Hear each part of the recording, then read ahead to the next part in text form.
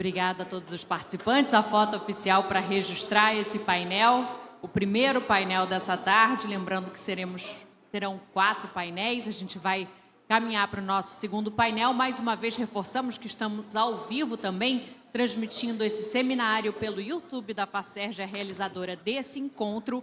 Agora convido os participantes do nosso segundo painel, cujo tema é Porto e Cidade, Integração, Governança e Desenvolvimento Sustentável. Para participar dessa discussão, eu convido o João Azeredo, presidente da ABEMAR, que vai mediar essa conversa, Almirante da Silva, diretor-presidente do Cluster Tecnológico Naval do Rio de Janeiro, Bernardo Cunha, diretor da EBSE, e Raquel Lanes, diretora de Novos Negócios da Brasil Export.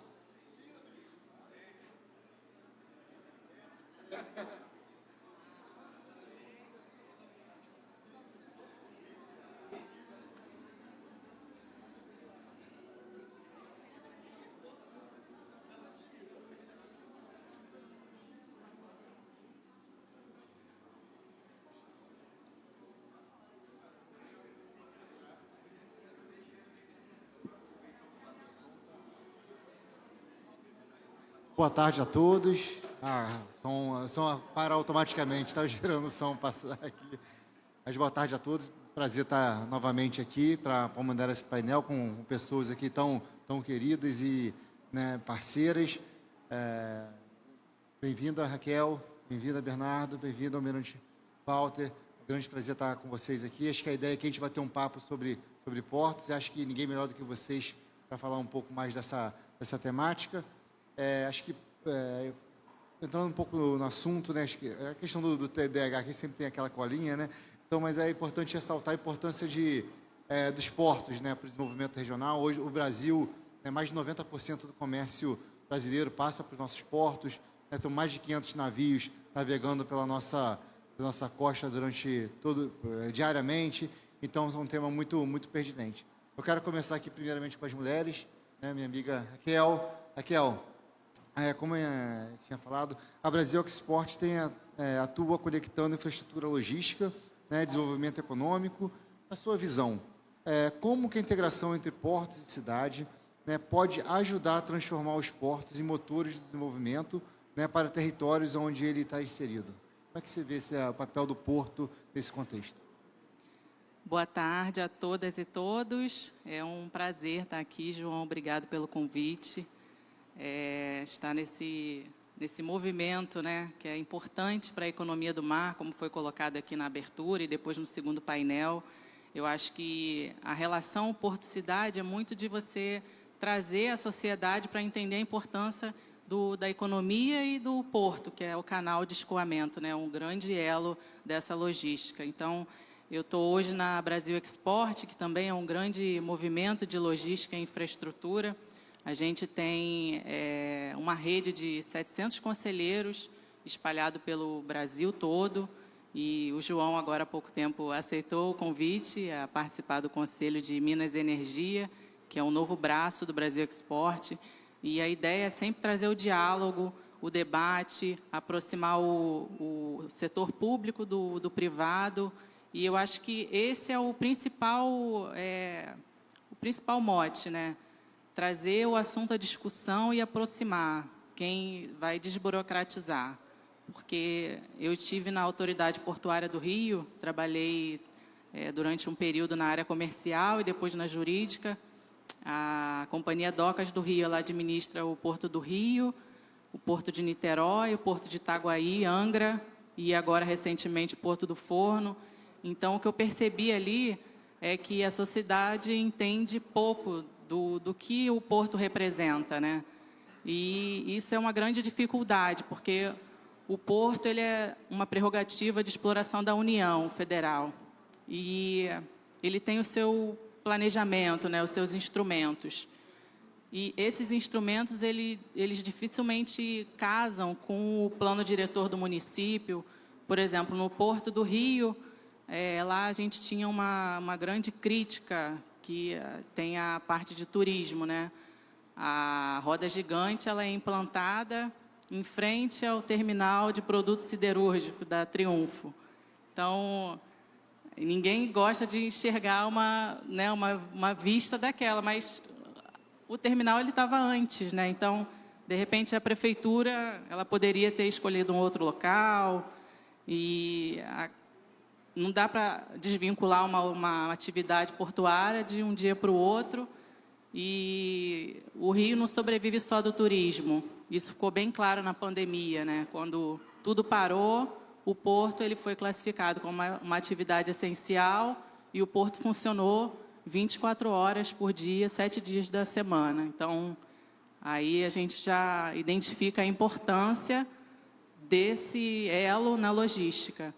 Então, o Brasil Export ele vem como esse movimento desse fórum, trazer o debate, aproximar o setor público, porque a gente precisa de investimento na infraestrutura. Eu acho que é o grande problema hoje do setor, investimento em aprofundamento, investimento no acesso, que é difícil. E nesse ambiente a gente consegue ter o diálogo, o network, resolver as demandas. Hoje a gente inaugurou uma casa da infraestrutura em Brasília, que a ideia é levar os pleitos dos empresários para o órgão público, porque, querendo ou não, em Brasília que estão os ministérios, né, que estão centralizadas as decisões. Então, esse é o grande, acho que, respondendo à sua pergunta, o que o Brasil Export pode contribuir é esse diálogo e aproximando os setores. Eu acho que é fundamental. Obrigado, Raquel. Passando aqui para o meu amigo Bernardo. Bernardo, queria falar um pouquinho da EBSE, né? A EBSE é uma empresa centenária, né, que atua em diversas atividades. Eu queria que você falasse um pouquinho de como que a EBSE, né, tem se posicionado nos últimos anos, né, para continuar contribuindo com a sociedade. A EBSE é uma empresa que emprega muita gente, né, que faz a diferença na vida de muitas pessoas. Então, como é que a EBSE tem... contar um pouquinho da história da EBSE, né, e como ela tem se posicionado aí para os próximos anos no mercado. Agradeço mais uma vez o convite, João, da ABEMAR, né? A EBSE, como associada da ABEMAR, tem pouco tempo, né? Assim, a EBSE é uma indústria de transformação, uma indústria pesada, uma indústria que tem mais de 100 anos. Da última vez que a gente esteve junto, a gente até brincou, né? Se fosse uma empresa holandesa, estava com título de Royal, né? Porque você ter mais de 100 anos como indústria no Brasil não é para poucos, né? A EBSE é uma indústria de fabricação, né? Fabricação de tubos, módulos, skids para a área de óleo e gás, né? E ao longo do tempo tem diversificado um pouco esse processo. E nesse processo de diversificação a gente vislumbrou dentro da economia do mar, né? A ideia de criar, participar de um bid aí do Portos Rio, que foi a outorga do Porto do Forno, agora em Arraial do Cabo, que há 10 dias a gente recebeu a autorização de ANTAC para poder assinar isso daí. E também está criando dentro da EBSE uma faceta de que a gente se tornou uma empresa de apoio marítimo. Então, a gente tem, por isso, vamos dizer assim, a ligação tão íntima agora que a gente tem com a ABEMAR, porque a gente, como indústria, acha que tem toda a sinergia, já que a gente trabalha tanto nessa indústria da área de óleo e gás, a gente pode agregar todo esse valor da EBSE, sobre esse backlog da EBSE para a economia do mar. E eu ouvi os colegas do Sebrae falando do selo azul, para a gente agora que é dono de porto, né, outorgado, eu acho que faz todo sentido, sim. Obrigado, Bernardo. A EBSE é uma grande parceira da ABEMAR, nossa associada lá, muito importante. Assim, acho que tem muita coisa que a gente pode estar contribuindo junto aí, né, Bernardo? Acho que tem um futuro aí de umas pautas desafiadoras, mas que acho que a gente junto a gente conseguir superá-las. Obrigado pela parceria, obrigado por confiar na ABEMAR, por estar sendo sócio associado lá. Transmito o meu abraço também ao Bonilha, grande parceiro também. Bom, Almirante Walter, prazer tê-lo aqui, né, um cluster aqui participando aqui. Acho que o cluster tem um papel fundamental, né, na sociedade fluminense, desenvolvendo uma série de estudos, né, movimentando as empresas, tecnologias, né, dentro desse contexto, como que o cluster, os clusters geralmente costumam, né, ser ambientes importantes de cooperação entre empresas, né, e o cluster naval do Rio de Janeiro a gente vivencia isso, né, universidade, governo, né, na prática. Qual é o papel do cluster naval do Rio de Janeiro, né, na promoção da inovação e no fortalecimento da indústria ligada ao mar? Qual o papel do cluster? Bom, boa tarde. Eu imaginava que a plateia estivesse cheia daqueles alunos. Eu ia ampliar um pouco, falando de pouco que se falou, apesar da gente falar toda hora em economia do mar, economia azul. Se a gente pensar um pouquinho mais, a gente vai ver que não é só óleo, gás e pesca. O celular veio de navio. A internet funciona porque tem cabo submarino. O primeiro cabo submarino, isso eu ia dizer, cai em prova, foi feito por Barão de Mauá, que saiu lá de Fortaleza. Hoje, uma grande preocupação geopolítica, não vou dizer o nome dos russos, né? Mas eles podem cortar a internet do mundo. Então, o mar precisa, inclusive, de proteção. Então, tem a Marinha de Guerra, a Marinha do Brasil, para fazer isso. Eu ia dizer para eles que há um mundo de oportunidades.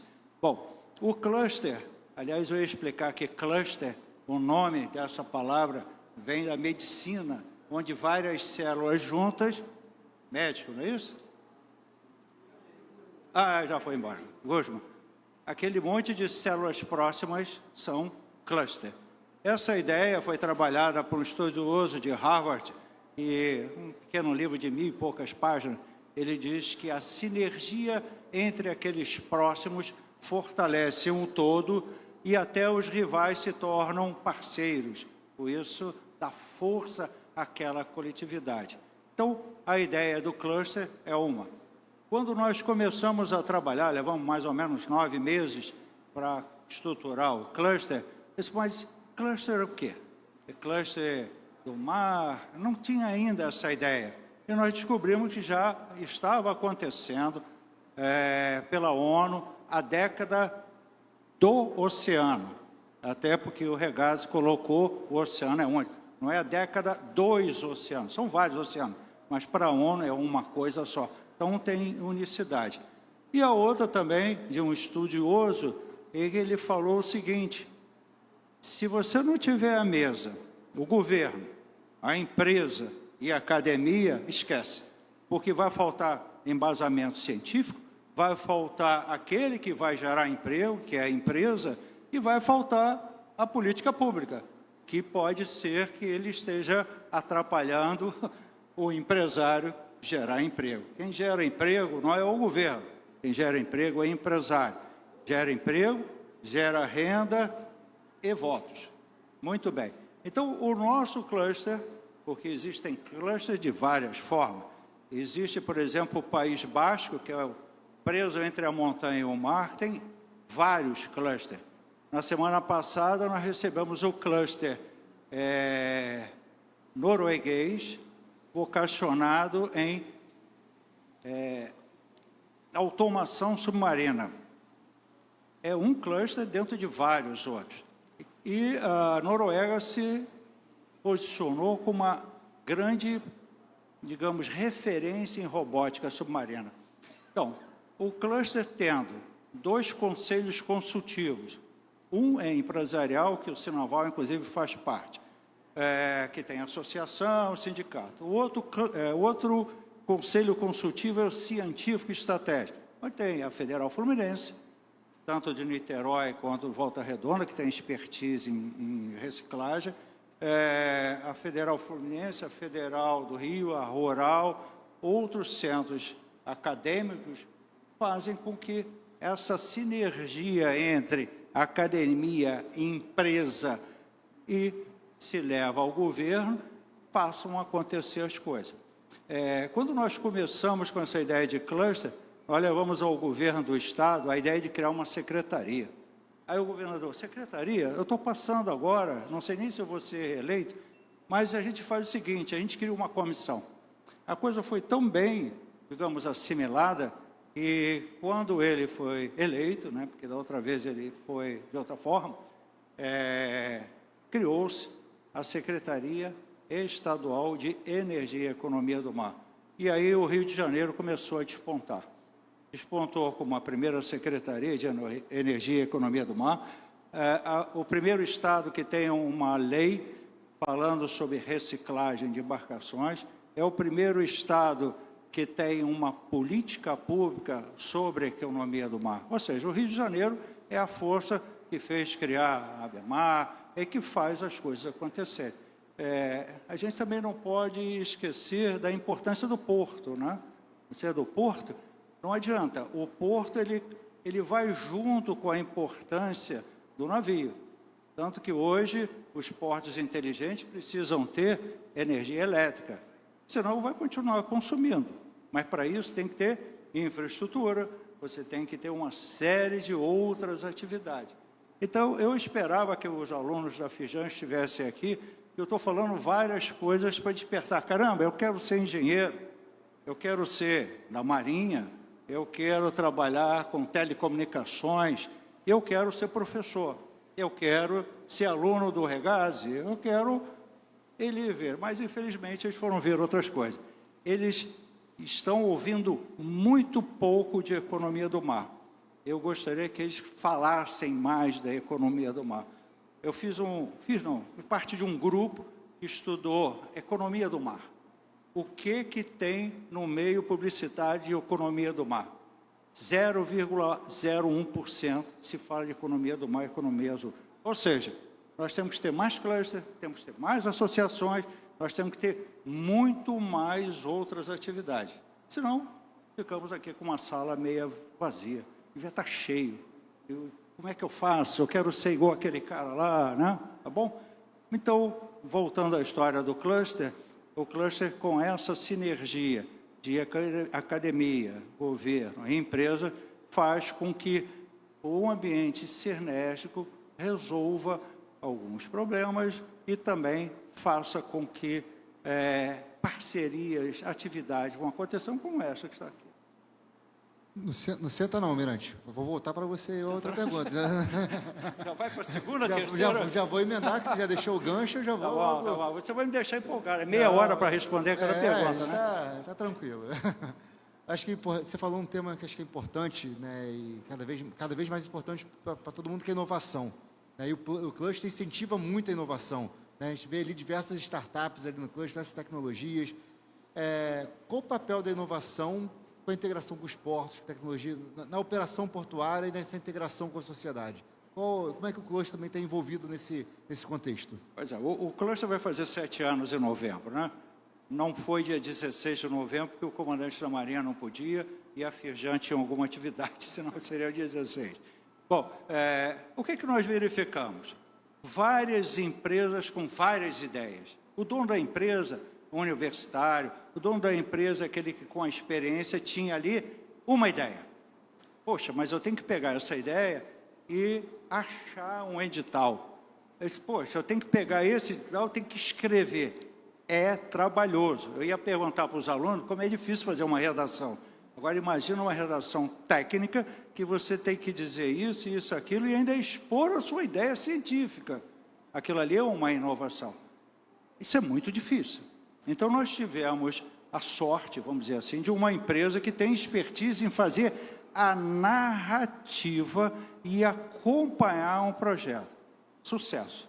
Nós tivemos mais de 3 milhões. Um projeto de 2 milhões, 3 de 800, um de 80 mil reais, para atender de pequena a grande empresa. Bom, mas aí a gente precisava de mais coisas. Como é que o cara vê isso? Olha, saiu o edital, procura lá. Né? A AG Rios lançou o edital, aí a pessoa olhava, vamos fazer esse troço de uma forma sistemática.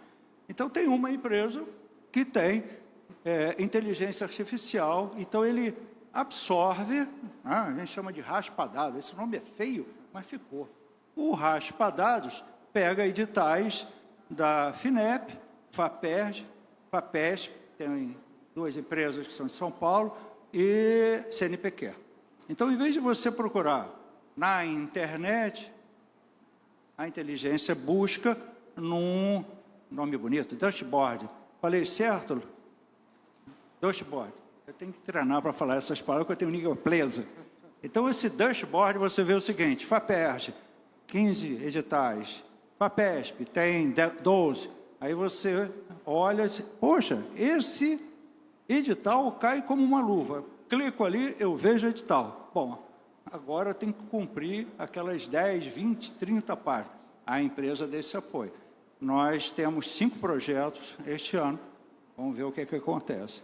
Isso vai fazer com que as empresas comecem a ter o seguinte: eu tenho uma ideia, eu tenho dinheiro e eu tenho alguém que me apoia a chegar a esse fim. Eu acho que isso... E cobra caro aí fora. A gente faz um preço bem camaradinha para os associados. Os amigos também, certo? O que a gente quer é o que a AG Rio quer, a FINEP quer. O caixa vazio significa que foi sucesso. Saiu distribuindo dinheiro. E não reembolsável, melhor ainda. A EPS, por exemplo, teve um trabalho, foi feito por 2 empresas, uma de computação quântica, precisava de um lugar, foi feito na EPS. E aí entrou uma empresa de solda, computação quântica, uma empresa de grande estrutura e solda. Isso é um projetaço.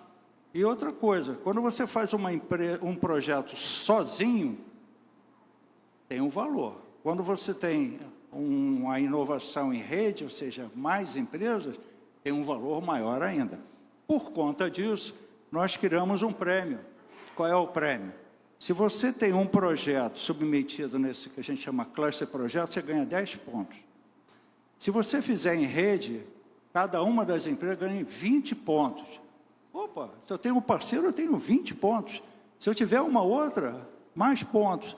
Então, isso faz com que, vamos dizer assim, as pessoas comecem a ter um pouco mais de coragem de pegar recurso e tentar inovar. E inovação, você pode chegar no final e não ter um produto inovado, mas você tem todo aquele conhecimento.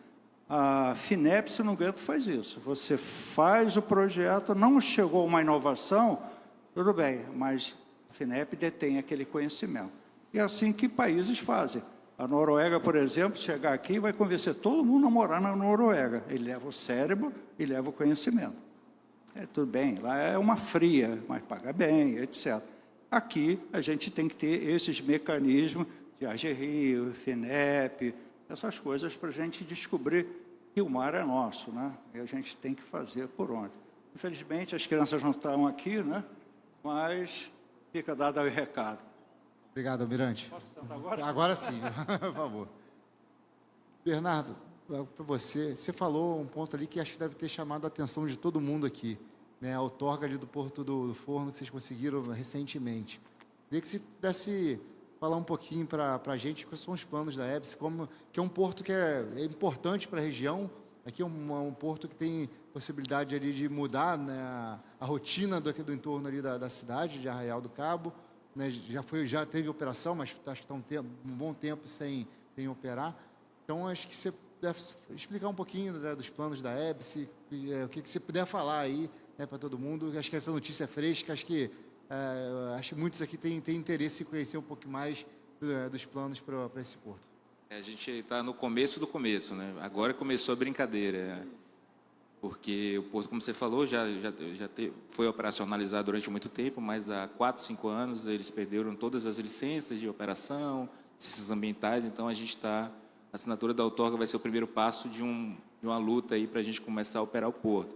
Fora as obras de infraestrutura que são necessárias, então o que a gente apurou lá é que dá para a gente fazer esse projeto de uma forma muito importante e interessante para o desenvolvimento da área, né? A gente imagina ali fazer, nossa ideia é fazer um apoio logístico ali à área de óleo e gás. A gente está uma localização estratégica ali, né? O Porto do Forno está entre as bacias de Santos e Campos, então, assim, a quantidade de navios de supply que passam ali naquele local é uma coisa impressionante. Então, assim, oportunizar mais uma área de apoio para essas embarcações aí da nossa indústria de óleo e gás. Claro, amparado em toda a questão de desenvolvimento local, desenvolvimento das comunidades, desenvolvimento da própria cidade de Arraial do Cabo, né? A gente tem essa ideia de fazer uma interface muito tanto com o poder público, como é uma ressex ali, né? Então a gente sabe que tem um trabalho a ser feito ali dentro do Porto do Forno, ali ainda um pouco. Bom, estamos ansiosos por esse projeto, acho que Nós também, 2 anos e meio, João. Então, assim, Pois é. a brincadeira é de longo período. Longo período, né? Eu imagino. Acho que até uma conversa que eu tive recentemente com a Raquel, né, trabalhou um pouco nesse processo, né, do Porto do Forno e muito obrigado. Ele trabalhou, né, Raquel, eu queria que você falasse um pouquinho, não, acho que isso, conversando com você, você falou que dos gargalos, né, das dificuldades, da demora, e não só se puder, o que você puder trazer para o Porto do Forno aqui, pessoal que você trabalhou, acho que vai agregar bastante aqui na nossa discussão, mas você também falasse um pouco de visão geral, assim, do que é a burocracia, o que né, os entraves, para que a gente possa ter portos mais competitivos, né, com maiores embarcações, né, com menor custo. O que a gente precisa fazer para destravar essa competitividade portuária brasileira? Boa, obrigada, João. Mas ter essa notícia de que o Porto do Forno vai começar já o start é muito importante, porque é um porto que hoje ele dá prejuízo para a companhia, porque ele não é operacional e, mesmo assim, tem que manter a parte administrativa, né? Tem a guarda portuária que, né, está presente, isso é um custo muito alto para a administração. Então, são processos que o pessoal fala muito assim, porque o setor é muito regulado. Só que a regulação, ela traz a segurança jurídica, a proteção ambiental e também a segurança para o investimento, né? Então, esse foi um processo demorado, porque eu trabalhei no projeto do EVTEA, porque para a área ser classificada como uma possível utilização precária, ela tinha que estar no rol de áreas licitáveis do Ministério. Então, só a partir daí que o porto poderia ser colocado para uso transitório, né, o uso temporário. Então, ali foi um longo caminho, porque o processo é vinculado ao governo federal e a Docas do Rio, ela muda a gestão, né, de acordo com a mudança política, e isso é muito difícil para até o pessoal que entra retomar, né, aquele curso do processo, até entender a importância, e são os desafios do setor, mas é uma notícia muito boa, desejo sucesso lá para vocês. E, como o almirante colocou, eu acho que o porto ele tinha que ter aproximação com a universidade, porque eu fiz uma especialização internacional em descarbonização pela Fundação Valência, e lá eles apresentaram os projetos, né, de combustíveis sustentáveis, a parte de renovação de energia, e a gente questionou, mas como é que é financiado, né? A qual prazo esse investimento ele vai ser amortizado? E aí eles disseram, não, a nossa preocupação não é o investimento. A nossa política é para investir em energia, então a gente não está preocupado com retorno. É um cenário assim, né, preocupante para a gente, porque a Fundação Valência Porto ela faz trabalho de descarbonização para os nossos portos, quando que um cluster naval poderia estar desenvolvendo esse trabalho, e a gente não consegue enxergar o que a gente tem de bom, de repente, né? Falta esse diálogo aqui, falta conhecer o que as universidades estão fazendo. E esses dias eu estou fazendo uma especialização em Direito Marítimo pela Escola de Guerra Naval. E eu li um e-book do Cluster Naval sobre reciclagem e descomissionamento. E ali vocês dão todo o caminho para ser desenvolvido esse projeto, mas aí o governo, né, não tem o link. É difícil, mas eu acho que é a sequência, eu acho que a gente está no caminho. Esse fórum aqui é importante para colocar os projetos, para discutir. Pode não resolver agora, mas no futuro a gente vai lembrar e vai fazer o link com o investimento, com o setor público e o empresário. Acho que a gente está no caminho certo de botar o assunto em discussão. Maravilha, Raquel. Muito obrigado aí pelas suas palavras. Já estou sendo chamado a atenção aqui pelo atraso do evento, para a gente não se estender muito, né? Então, eu só queria, para a gente poder encerrar, cada um pudesse fazer as considerações finais, bem rápida, brevemente, 2 minutinhos no máximo, e a gente termina o painel. Mas queria que vocês deixassem uma mensagem, né, as considerações de cada um, para a gente poder encerrar aqui o nosso painel. E, mais uma vez, agradecer a presença de todos vocês. É um prazer inenarrável estar aqui dividindo o palco com vocês. Espero que possamos dividir muitos outros aí pela frente, muitos seminários da economia do mar. Acho que vocês possam fazer aqui a consideração final aqui do nosso painel. Obrigada, João, pela oportunidade mais uma vez. Mas o que eu penso é que o porto e a sociedade têm que caminhar junto, e esse movimento aqui é importante, traz conhecimento, traz o diálogo e incentiva o investimento, o conhecer da área. É o caminho. Acho que esse aqui é o caminho, diálogo e discussão sobre o que está acontecendo, a importância do porto, a importância do investimento em infraestrutura, e é só assim que a gente consegue avançar. Obrigado, Raquel. João, obrigado mais uma vez pelo convite. Faço minhas as palavras de Raquel aí. Eu acho que é isso. A gente tem que apostar nessa questão do investimento, na inovação, com sustentabilidade, e apostar que a gente pode fazer sim. Isso aí é o nosso marco aí. Obrigado, Bernardo. Eu voto com o relator. Eu acho que todo mundo aqui disse, precisa dizer mais, os próximos também, que nós temos aqui um mar, não só uma posição geográfica, mas o mar hoje vem energia, hoje vem cultura, hoje vem tecnologia. A gente conhece menos, mas muito menos do mar do que da Lua.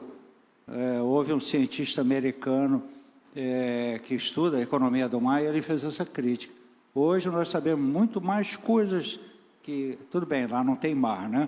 Mas do que tem no nosso mar. Volta e meia, um ROV, um submersível descobre, sei lá, ruínas, parece que descobriram agora lá no Egito. Então o mar literalmente faz essa terra funcionar. A Lua, né, faz as marés, as ondas, mas nós temos que passar por cima dessas marés e ondas de dificuldade no mundo todo, com muito estudo, muita tecnologia e perseverança. O que ela falou, da gente insistir, falar lá, bater na porta do governo para acontecer. Mais uma vez, muito obrigado pela oportunidade de estar aqui. Obrigado, pessoal. Um abraço.